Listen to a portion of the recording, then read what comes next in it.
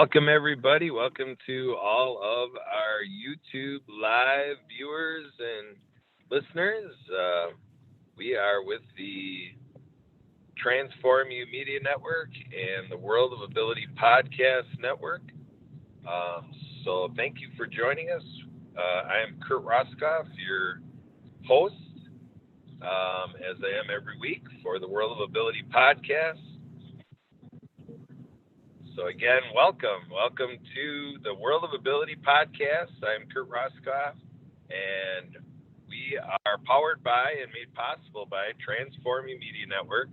The World of Ability Podcast was born out of disability advocacy and disability programs and adaptive sports and rec, and a lot of things culminating together to say that there's a lot of room for a narrative of lifestyle development across faith life, service life, lifelong learning, and with our politics in the business world with professional acumen and our work and inclusive hiring, and all of the fun things that we do in our lives with sports, rec, hobbies, pastime, leisure activities, travel, and the like.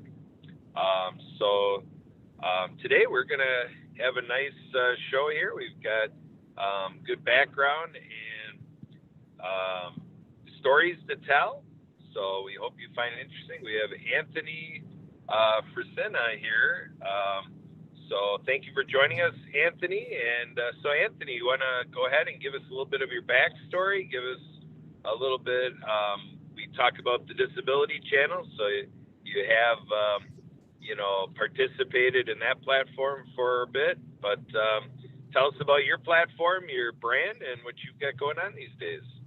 Well, hey, Kurt, first and foremost, thanks so much for having me. My name is Anthony Frisina. I'm from Hamilton, Ontario, born with spina bifida and hydrocephalus. And in 2016, I created Above and Beyond. Above and Beyond started as a TV show on a local television station where I produced, co-hosted, and now host. And it continues to evolve into the brand, into what I'm recognized for in Hamilton, Ontario, and all across Canada and the world. So really it's about advocating for the disability community, but it's also bringing together the non-disability community in hopes of creating a collective prosperity.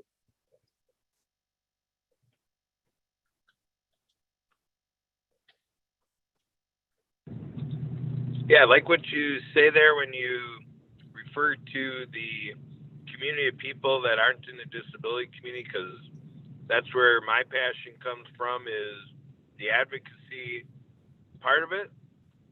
To say if we have faith leaders out there, if we're in service clubs, to say people with disabilities want to serve and volunteer too. And in terms of learning opportunities, whether it's a public library or other community educational programs, to make sure that we're helping event planners and educators, trainers, presenters know how to make their program accessible and feasible for people with disabilities, and then on and on like that. So can you kind of paint a little bit more of a picture in terms of why you're doing what you're doing today, and what's the future of your platform and the brand that you've created? Well, I'm hoping with Above and Beyond to continue to grow as well. I mean, in terms of how it's working with accessible media and whatnot, Mohawk College, one of the places that I work at, has actually created the accessible media program, in which is a partner with the Disability Channel, to hopes to really get out there the importance of making media accessible, whether it be through closed captioning, whether it be through described video, whether it be through other various channels, so that we can all access what we need to access with our dignity and our respect, and ensuring that we all have the opportunity to succeed and flourish.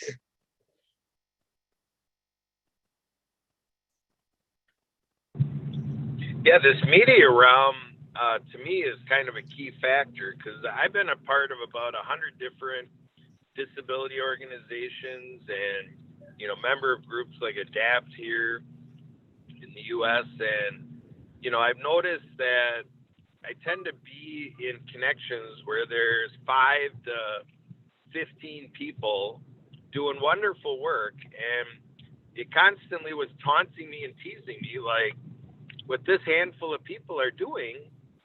I'm always wondering, like, why is there not more people involved? Because when you think of people with disabilities as our largest minority group, 1 in 4 people have a disability, and yet these organizations have very few people involved. Have you experienced that? Yeah, not only that, disability is the only demographic that it could happen to anyone at any point. So it's important to be proactive rather than reactive. Where I am in Canada, it's 1 in 5 persons identify with having at least one disability. So it's just important to be proactive in our message, being proactive in paving the way that we look at accessibility and inclusion from the standpoint, whether it be through the AODA or in the US, the ADA, and making sure that we not only meet the standards, but we exceed the standards. And we ensure that people are accountable and ensuring that people with disabilities have our voices heard and there's a call to action so that changes can be changes can take place.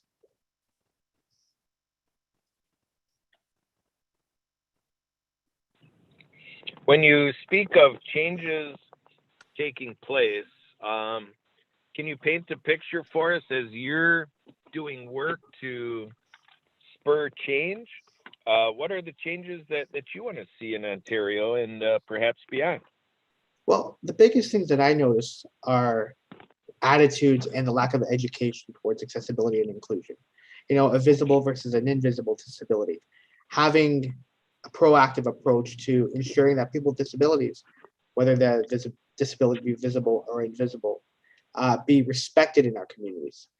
Understood that we can work together with one another by having those voices heard, those voices amplified, whether it be whether in a business, for example, education, being employed, just being an active member of our community, where the disability is understood and recognized to the point where it literally will become second nature to everyone going forward. But we're not there yet. One of the things that I like to say is that I don't tell perfection. I celebrate progression. And we are progressing. It progresses at a snail's pace, but it continues to grow. And we continue to have our voices out there to be able to amplify the changes that need to be made.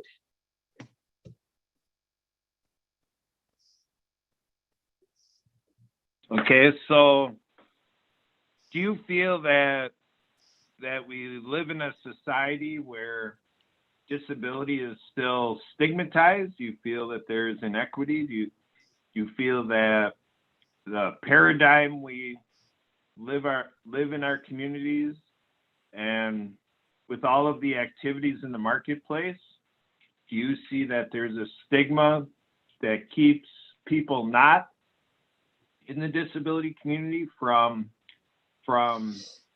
fostering that engagement with people with disabilities?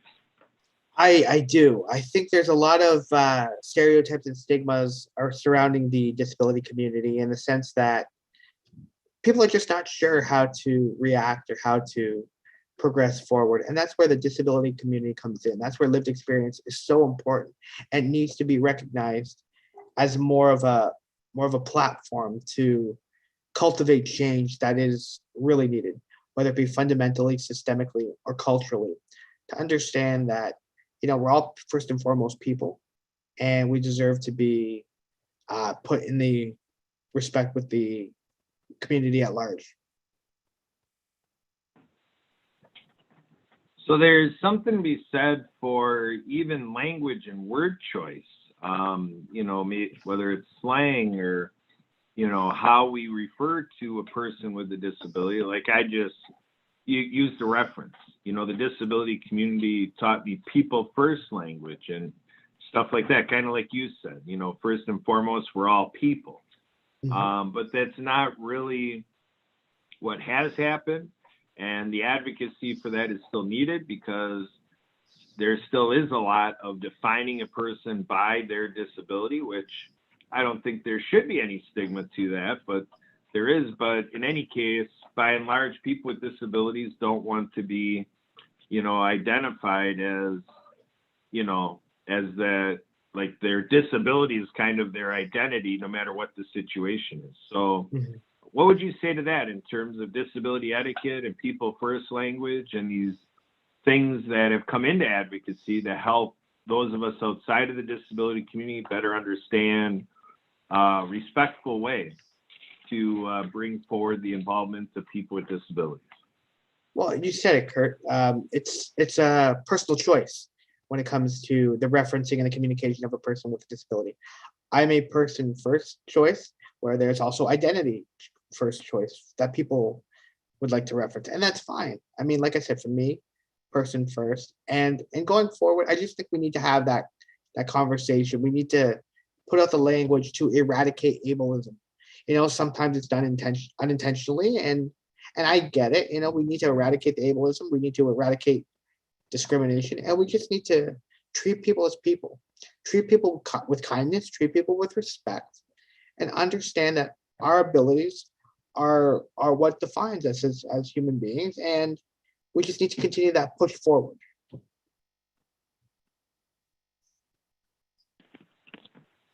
So let's paint the picture in terms of how we best move forward. I mean, it's quite a concept to look at, our human history of millenniums and to look at even in recent decades, like you referred to AODA, which is the Accessibility for Ontarians with Disabilities Act. Did Correct. I recite that properly? 100%. That's right. So even that, what percentage of Ontarians do you think even know, about that? Or when you say AODA, that they even know what the acronym stands for? And if they say, Accessibility for Ontarians with Disabilities Act, then what does that mean? It sounds great. Oh, I understand. There's a law to assure citizens in Ontario to have accessibility, but what percentage of the population do you think actually understands what is required because of that act? Well, that's the thing. It comes with the education piece that is sorely needed. A lot of people, as you alluded to, the AODA, don't necessarily know what the acronym means, and it's just about promoting what the AODA means and how important it is for the disability community, not only in Ontario, and just understanding that we need to push forward for accountability. We need to push forward for policing, and we need to make sure that people understand that the disability community deserves to be treated with respect, and the AODA puts that respect into practice. But we have to also understand, though, that is a standard. There are standards that coincide with the AODA, and people with disabilities are not standards. So we need to go above and beyond, so to speak, to ensure that we are looking toward the next generation. We are modernizing the way that we look at accessibility and inclusion. So what do you see in the world of universal design? Because, the way I understand universal design is that it's building off of things like AODA or ADA here in the U.S. But the disability community has been very good to say that, that law is good, to have those minimal standards is good, but to really live up to our potential, we have something that is universal design. So what would you say to that in terms of the contrast between law and universal design and how we move forward to do the most that we can in every marketplace? With universal design, everybody wins. Everybody has the opportunity to be our best selves, and everybody has the opportunity to grow moving forward so that we can achieve our goals and dreams like anybody else. But we need to continue to educate ourselves on what universal design is.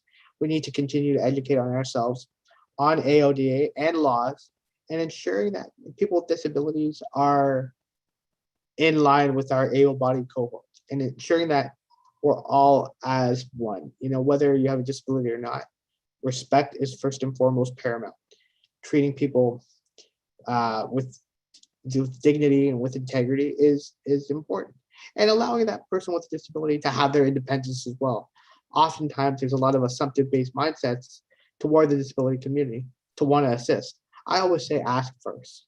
I always say that if there's a in life there are no problems, only unfound solutions, and I look to find the solution that works best for me. It may um, confuse somebody in the sense that I do things a little bit in an unorthodox way, but that's my normal, and I'm okay with that.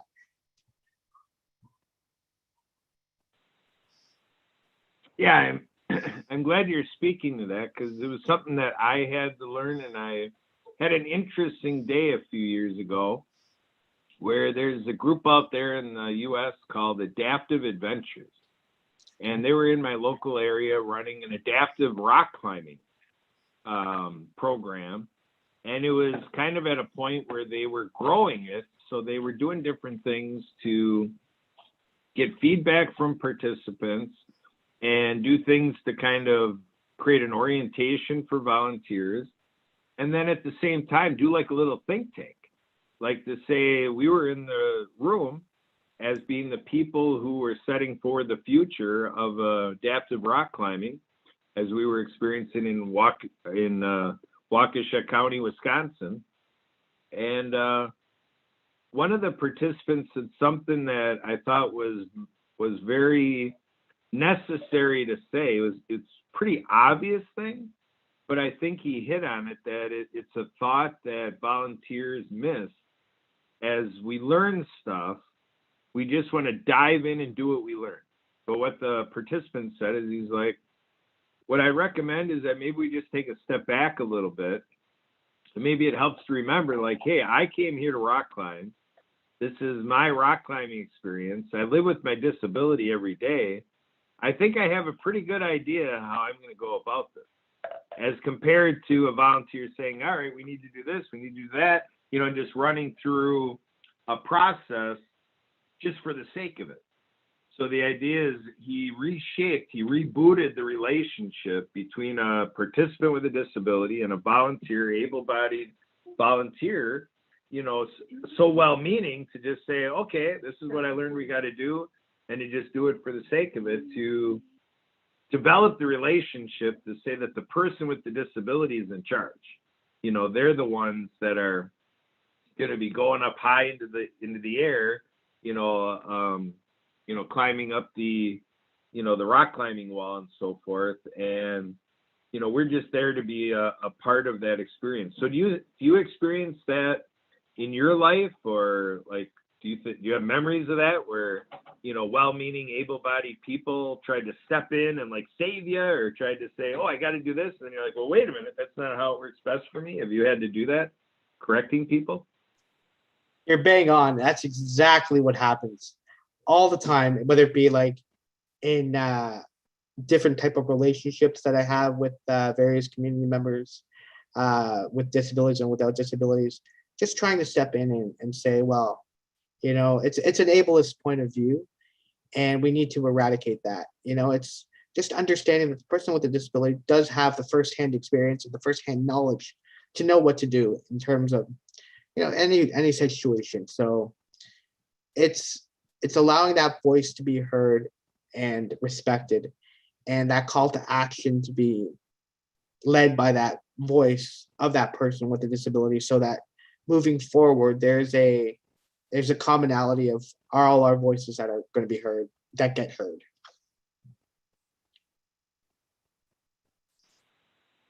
All right, so help us here understand more about the story about Above and Beyond. There was a day where Above and Beyond did not exist, and now you have it and it's established. Can you kind of take us through that timeline to what were you experiencing that you knew you needed to establish an entity of some sort, to decide what the mission and everything was, to giving it the name. Can you take us through that process and the timeline of how you got to where you are today? Absolutely. Well, Above and Beyond got established with a TV show on a local channel here in Hamilton called Cable 14. And I work at Mohawk College, and there was a TV broadcasting instructor that came up to me and knew my voice and knew the passion that I had for accessibility and inclusion. And I've always been about gratitude and being thankful for where I've gotten. And when it comes to learning to belong, learning to, understand that a disability is not a definition of who I was. So in 2016, I had the opportunity to learn of this opportunity to host it, to put a TV show together. And I did just that, and it got launched in 2018. And I was producing on the other end of it.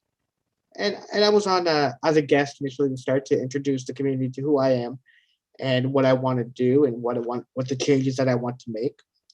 And as it continued to evolve, I co-hosted and hosted this just this past season. But above and beyond, there's a lot more than that. I am now a international speaker. I am a coach, consultant, author, and voice to help spearhead the culture change that really needs to be made when it comes to accessibility and inclusion. Understanding that when we think proactively when it comes to accessibility and inclusion, it is a collective prosperity. Everybody wins when we think accessible and when we think inclusion and what we do going forward. All right. So, from an agency perspective, you know, in getting involved in what government is doing and then other community leaders, I ended up being taught what's called collective impact. And so basically, I go beyond what collective impact is. And when I talked about these different areas of a community, I kind of take that idea of collective impact and I say, you know, what my hope is for every community in the world is that we can pull from the faith community, the volunteer community, the educating community, the political groups, and the professional groups, and then all the fun things, like I say, sports, hobbies, pastime, leisure activities, so forth, you know, and you get from those pockets of every community. That I think it's powerful when you start to think of what's happening in our churches, what's happening, you know, with our volunteer groups, what's happening at our libraries when there's a presenter sharing knowledge on a particular topic. You know, how are politics carried out? Like when we elect our political leaders, do they have a strong acumen for the impact their representation has on moving forward? Like you say, as we go forward, you know, are they in that right position to, with their authority, to use the capacity they have and to be a part of shaping the future and all this? And when you look at all the social opportunities around town, you know, are the people who are organizing those social activities, do they know where to get the resources to bring people with disabilities into the thing that they do? So what are your thoughts of that in terms of above and beyond and working with the cable channel and all your work speaking? What kind of feedback are you getting in terms of the impact of your work helping people do these types of things, fostering inclusion, accommodation, and accessibility? Well, thank you so much, Kurt. I think it's growing. It does grow at a slower pace, and it's getting people to understand that the lived experience in the disability community does have and can make a great impact in our communities all across the world if we understand and if we listen to those voices. A lot of pushback that I get is the monetary value in investing in whether it be a physical attribute to assist a person with a disability. You know, I'll hear conversations where, oh, well, nobody with a disability will come here. Well, no, because you're not accessible. But the return on investment for a ramp, for example, is invaluable. Making a space accessible, having accessible menus, if it's a restaurant, having accessible tables, having proper lighting, having proper auditory enhancements to help with a visual impairment. You know, it's being that taking that next step, understanding that that approach to where we need to be into the future. And we have the technology. The technology is out there. People need to understand that the return on investment may be hefty to a degree at first, but going forward, the return will be invaluable. From the perspective of a job, for example, 90% of accommodations for a person with a disability to do a job can be made at $500 or less. And the value of that $500 is is beyond words. Yeah, I look at this as a synergistic element, compounding. Um, it's a multi-level circumstance because it's like a domino effect. That again, as people, go through their life and they experience something, whether a religious experience or they do a service project or they're learning or they're participating in a civic or political activity or they're doing some fun or traveling or whatever. If people are going through each of these steps and routinely not seeing or experiencing or being involved with people with disabilities, that's a disconnect that carries over to the next thing. I look at it as all interwoven. And so that's where I believe that if we got people who are in the organizing role and you create an accomplishment in one area, it helps others. So like say, for example, today I was out at our local lake and we were doing adaptive water skiing. So we were able to, out in our community, give exposure to like, hey, people with disabilities water ski too. Check out this sit ski. Isn't this cool equipment? And then all of a sudden that puts it in the person's mind, like, how cool is that? I never would have thought. I never would have thought that a person with a physical disability would be able to water ski. I never thought about it. People with physical disabilities have told me that too. They're like, I never gave a thought to water skiing. And they're in their 30s. They lived a few decades of life and never gave a thought to the sport of water skiing. For them too, it's a little bit of a paradigm shift to be like, wow, there's some things I can do in life I never thought I could do. And then you keep going with that. It keeps opening up, the pathway that we can make life richer and more involved, more interactive. What are your thoughts about all that in terms of, like, I love your brand and your show name and everything, Above and Beyond, because I think that you do have the paradigm that we need to look for. Go above and beyond what you see in front of us. Because I actually tell people, take a look at what's going on in your community, in your life, inventory all those examples. And I tell them, multiply it by 33.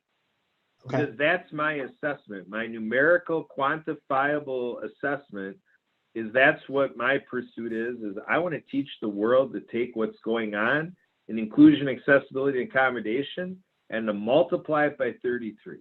Because I have found that numerology, that if we multiply what we're presently doing by 33, quite honestly, I think disability advocacy would start to become obsolete, because I think that's the capacity our world has, is to take what we're currently doing, multiply it by 33, and then we're in a good place.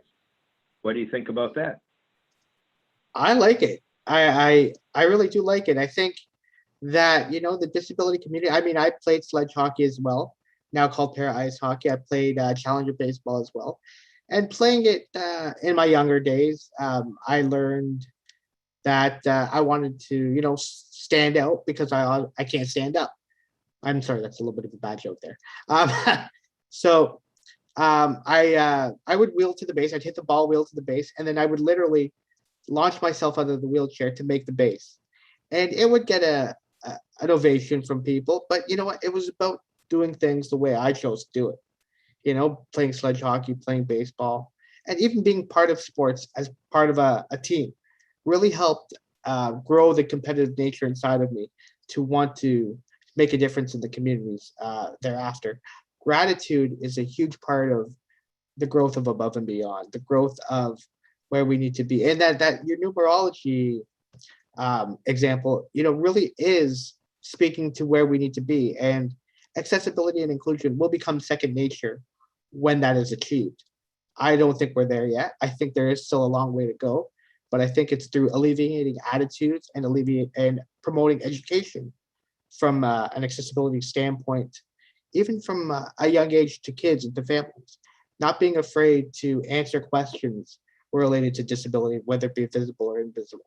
Questions lead to answers, answers lead to conversation, conversation leads to understanding, understanding leads to less ignorance. And that's the direction that we need to go to get to where we need to be. So another thing that I've caught on to here in the USA is our ADA was enacted in 1990. So we're 31 years into the Americans with Disabilities Act, and what I've come to realize is that that spurred a lot of career decisions. You know, jobs being born out of this governmental commitment. And then what happened in the last handful of years is people retired, made a career change because being in disability services isn't that lucrative, and some people just made the choice to go after a different job that they would make more money at, and then people passing on. So the point here is attrition. That's what I feel is happening in the U.S. is we've been for the first couple decades of ADA experiencing this great infusion in the labor force and in jobs and offices, and people committing to it for, like, say, a 20-year run. And then, you know, so we have this abundance of great things happening because the people are in position, in authority, decisions are being made very effectively because of what they evolved over time as a person. And then that person moves away, somebody else comes in, and they don't have that seasoned experience. So there's a little bit of a backpedaling a little bit because you have to stay within the person's acumen. And some of it is just transitioning because when a new person comes in to fill a job or capacity, that person has different strengths and different ideas so that the organizations and agencies shift. So the AODA is in more recent time. What do you think about that as an Ontarian to maybe learn from us as your neighbors to the south? Do you think Ontario needs to do something to not let what I may call the American effect take place, that Americans did not, I believe, backfill properly? I don't feel that we trained the labor force in a great way to come in and fill these positions that were vacated for these various reasons. Do you have any concerns for Ontario that you guys might realize the same thing when the AODA is in existence for a few decades? Well, I know July was Disability Pride Month in the US, and I took that to Canada here, into Ontario, into Hamilton, where I'm from. And I really tried to amplify that message because disability pride is paramount to where we want to go and taking the next steps. I'm aware that July 26th was the National Disability Independence Day. And understanding that in celebration of the ADA in 31 years, I think in Canada and Hamilton, where I'm from in Ontario, it continues to need to grow. We continue to need to understand that the ADA is there, the structure is in place, the people are in place. Where I'm from in Hamilton, the percentage of persons with disabilities is greater than the provincial and national averages. So we have the people in place, we have the voices in place. We need to build allies with one another. We need to build relationships with business owners, with governments, with community members to work together towards alleviating any misconceptions, any standards that the AODA may be lacking in, or the ADA may be lacking in, to promote the fact that we got to take it to the next level. As slow as the progress is, we need to ramp it up. We need to build momentum towards taking it to the next level. My goal with Above and Beyond is to leave a legacy of accessibility and inclusion greater than when I came on this earth 41 years ago, and to leave it to the next generation, to work with kids, to understand that they're people first, to understand that kids can also make a difference, letting all of our voices be heard collectively toward that collective prosperity. That is excellent, Anthony. Well said, and a good transition to Marianne of Waikiki joining us. She's on that fantastic bus system of Hawaii. And so she is very concerted in her energies and efforts for an intergenerational attention. And so great to see Marianne join us. Marianne, you want to give us one of your alohas? How are you doing? Oh, Marianne, you are muted, and I know you are on the bus, but if you can get that mute button, Marianne. So she's got to get situated there. Oh, she's getting off the bus. Look at those palm trees. What do you think, Anthony? Oh my gosh, that is beautiful. Yeah. We got rain going on here too. Yep, Marianne, you are muted. Aloha! Aloha, Marianne. Can you hear me? I can hear you. Good. Well, aloha Saturday. It's my birthday tomorrow, so I'm away, out and about, but I'm being very cautious, wearing 2 masks. And well, happy early birthday. Thank you. And I just want to celebrate. Yesterday was an amazing day. Lucy Lynch, I'm the author of the Acts of Kindness book series, and I have limited speaking ability because Dr. Liddy is this weekend trademarking all our amazing works. So it is confidential.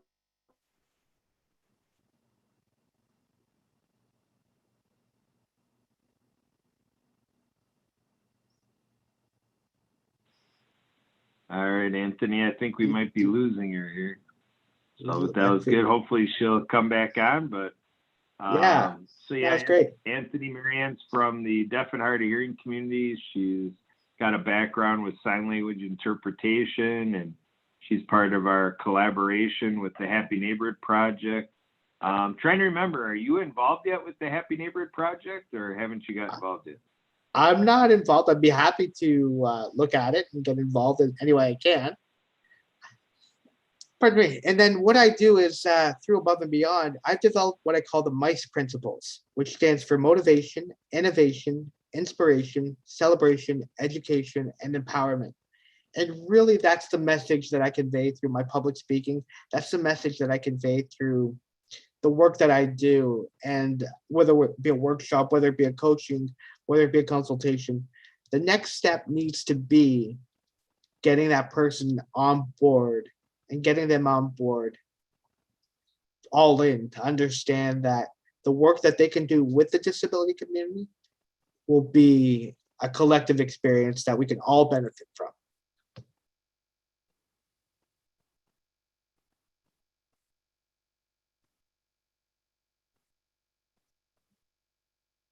You know, we got a few more months of the year coming up here. In the short term, give us an idea of some of the things that you're trying to do in your work with media and with Above and Beyond, with your public speaking, the book that you have, and all this stuff. What are you trying to do in the short term? Give us a little bit of the day in the life of you, Anthony, and what's coming up in the near future for you.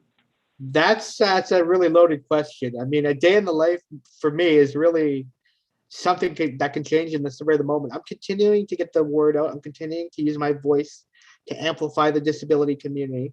I'm working with an organization through a speakers and coaches a community, and that's how we connected through a mutual friend of ours. And so I'm continuing to elevate the way we look at accessibility and inclusion. I was part of building Ontario's first fully accessible park and recreational facility called Marydale Park. So from capital fundraising to design to implementation to being a park where it's inclusive, where a person with a disability could equally participate in games with their able-bodied cohorts. So that's in Binbrook, Ontario, called Marydale Park. I was a part of that, and I was a part of the Rick Hansen Foundation, who is a representative of BC. His foundation, he wheeled across 34 countries in 26 months, 40,000 real strokes after an injury at the age of 17. And I was blown away by his work, and I continue to represent his foundation as an ambassador, as a speaker toward that collective prosperity and looking to get everybody everywhere. That's the message behind the Rick Hansen Foundation. I've also looked at the concept of EDI and transposing the letters and adding an A to it, A being for access. EDI, we all know, stands for equity, diversity, and inclusion. But if you look at it from the perspective of equity, diversity, inclusion, and access, transpose the letters around, you get idea, inclusion, diversity, equity, and access. So to me, that's kind of like the light bulb, so to speak, the aha moment that we all need to collectively work together to build our communities to benefit everybody. That is great. What an idea. I like that. There you go. We do have See? here in the States the IDEA Act, which is an educational act that drives what's required in special education across the U.S. So we do have an IDEA thing going, but yeah, here in the States too, to have something of a concept that is an alternative IDEA acronym. I like that. I think there's a place for both of them here in the U.S. Absolutely. And for sure, you don't have an IDEA Act, in Canada, so it's a unique thing for sure And up there by you. So. Yeah, and if you look at my logo, you'll see the individuals propelling a wheelchair going forward. That is part of the Accessible Icon project in the States, which is about changing the way we look at accessibility and inclusion from the standpoint and the empowerment of a symbol. This is painting the parking lot accessible wheelchair spaces with that dynamic symbol. It's called the Forward Movement in Canada, of which I am a part of. So we're painting those symbols on parking spaces for accessible spots to change the dynamic to which we look at accessibility and inclusion, not necessarily from a stagnant wheelchair, more so from the perspective of the propelling forward. Yeah, I like what you're doing there, and I like the graphical nature. I mean, you obviously have, in your branding, you're reaching for the infinity symbol, right? Mm-hmm. So this is, like you say, moving forward, but you're kind of grabbing at the concept of these are long-standing changes, and this is stuff that's going to make a huge impact for generations to come and a forever thing. So am I getting that right out of your brand, that you're trying to plant that seed for rest of time? Yeah, I'm reaching for progression and momentum. I'm not looking towards perfection. Perfection in my eyes is a pipe dream. But if we progress and we build momentum in that progression, to me, we'll get to where we need to be. And that is toward that collective prosperity. That's a long ways away. I get it. But I understand that we need to continue to propel forward, so to speak, and working together and building allyships and relationships with one another does that. So are you familiar with, here in the States, down in Florida, there's Disney World, and at Disney World, there's the Epcot Center. Are you familiar with Epcot? Absolutely, yes. So do you by chance know what Epcot stands for? Maybe not. I do not. So I'll have to get you to give that to me. Yeah, so Epcot stands for Experimental Prototype Community of Tomorrow. Oh, wow. And so, so I basically brought that premise into my work on, rebooting communities from an accessibility, inclusion, and accommodating standpoint.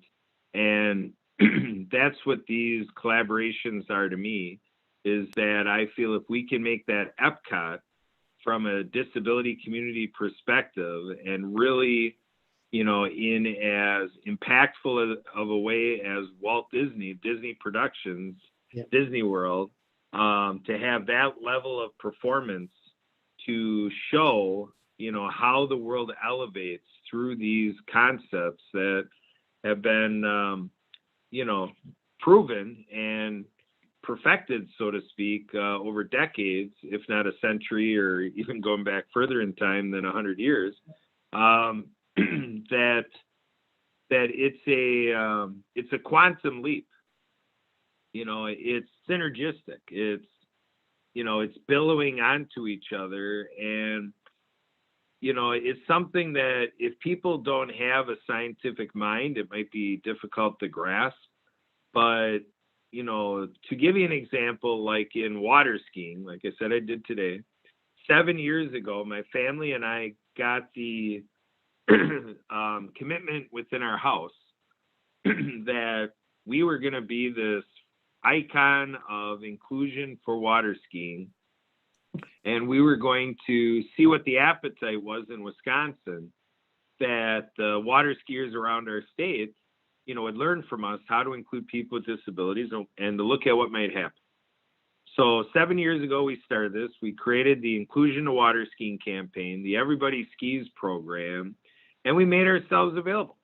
We went to the big water ski events. We got on the stage with a microphone. We brought a sit ski up, and we just made ourselves available. All of a sudden, 20 people came to us and said, you know what you're talking about? I'd be interested in being the person in my community to use what you're sharing and to get people with disability skiing.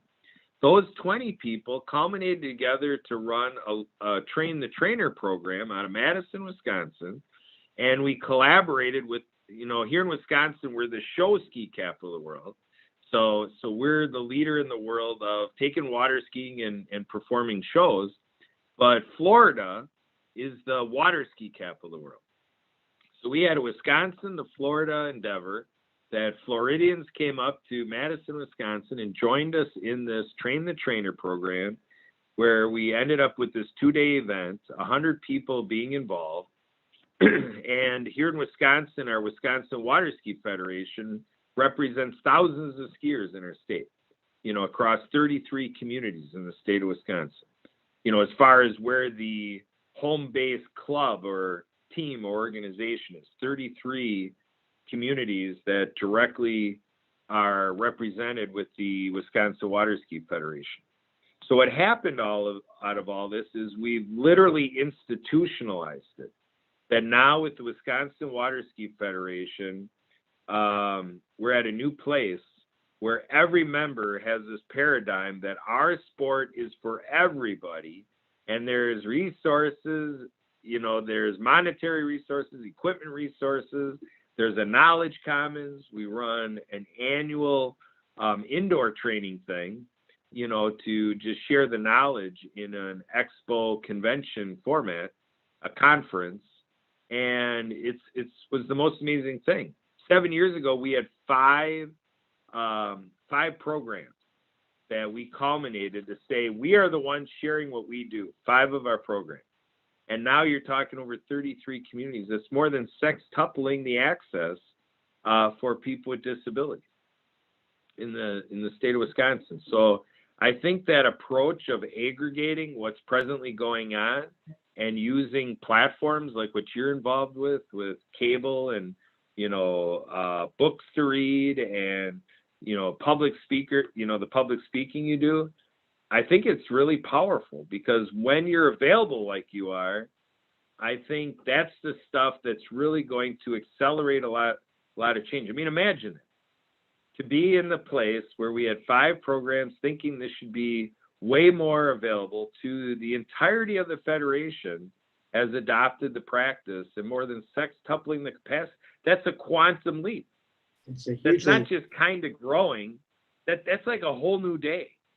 Yeah. And so that's what I'm doing, is I'm taking the experience that I've been fortunate to have in water skiing and all these different pockets of life that I've been referring to. I want to create those bursts of progress by people going above and beyond. That I love your brand. Go above and beyond, because that's what the water skiers did. They went above and beyond what they signed up for. They didn't sign up to the Wisconsin Water Ski Federation to take people with disabilities water skiing. They enjoy what they do, what they signed up for, but we created an army that is going above and beyond. But it's not in the mission that the Wisconsin Water Ski Federation provides water skiing for people with disabilities. You have a whole water ski community saying, we're going to go above and beyond our mission, above and beyond what's established in our budgets, above and beyond the demand of doing 3 event tournaments, doing water ski shows, all the things that happen in a short season. because that's the real trick here is you're talking about a binge organization that May, June, July, and August, a little bit in September, that's the season. So we don't have October, November, December, January, February, March, and so forth. It's a short season. And even though it's a scarce resource of the time to do the sport we love, they said, we're going to go above and beyond, and we're going to give that precious time to people with disabilities because we do want our sport for everyone, for everybody. And that's what I want the world to proclaim around the world, whatever people are most passionate about. I want every person on earth to say, what I'm doing is for everybody. And Bingo. So what you're doing, Anthony, is precious. And I'm a big fan. I mean, you and I are just getting to know each other, but in the short exchanges that we've had, I mean, I know that you have the tiger by the tail. You're doing great things, and I'm looking forward to doing a lot with you.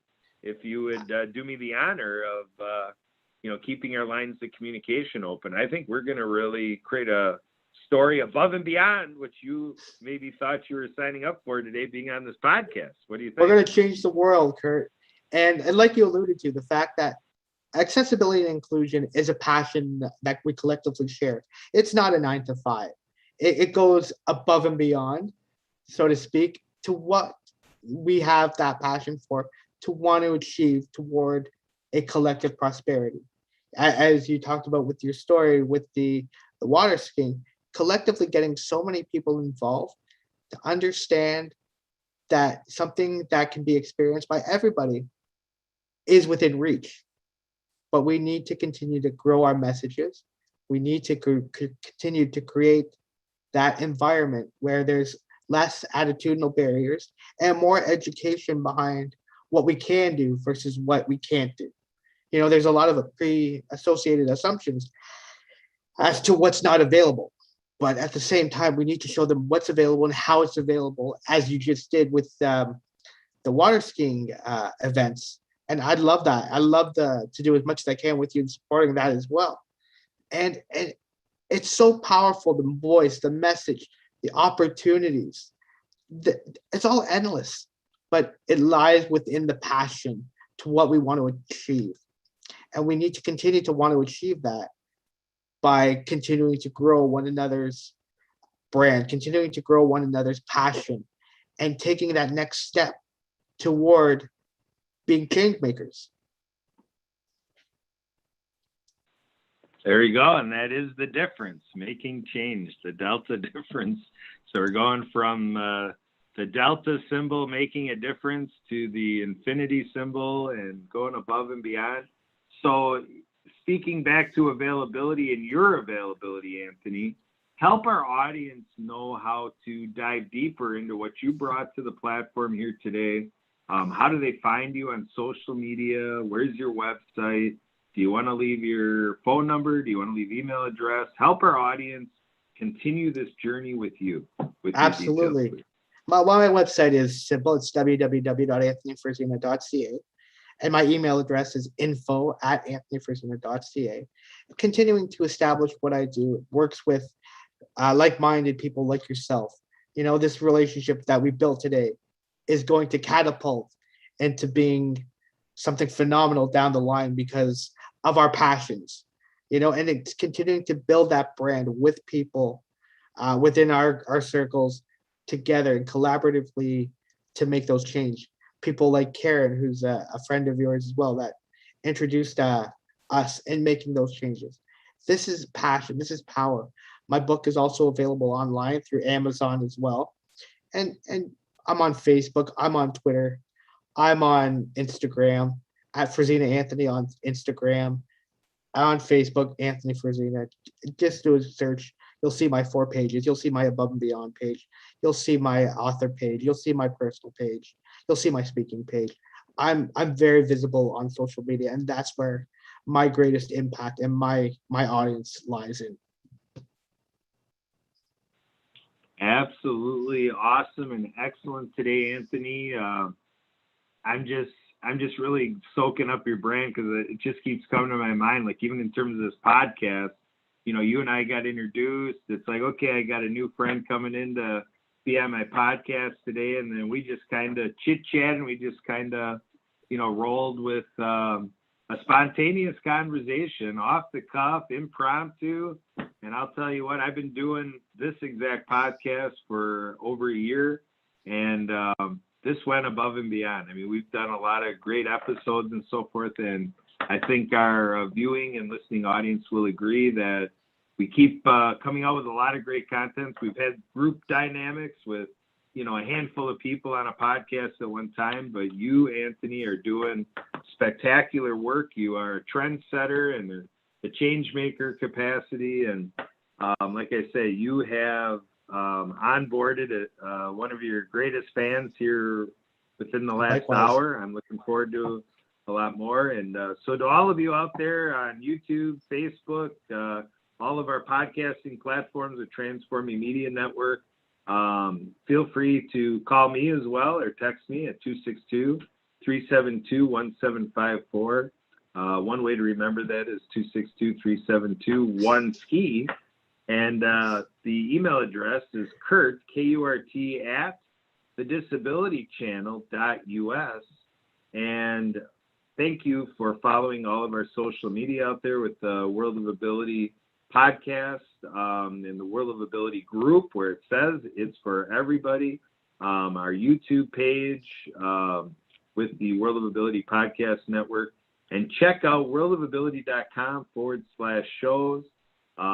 Every single one of you is so important because we're rallying the troops and, you know, the power of one.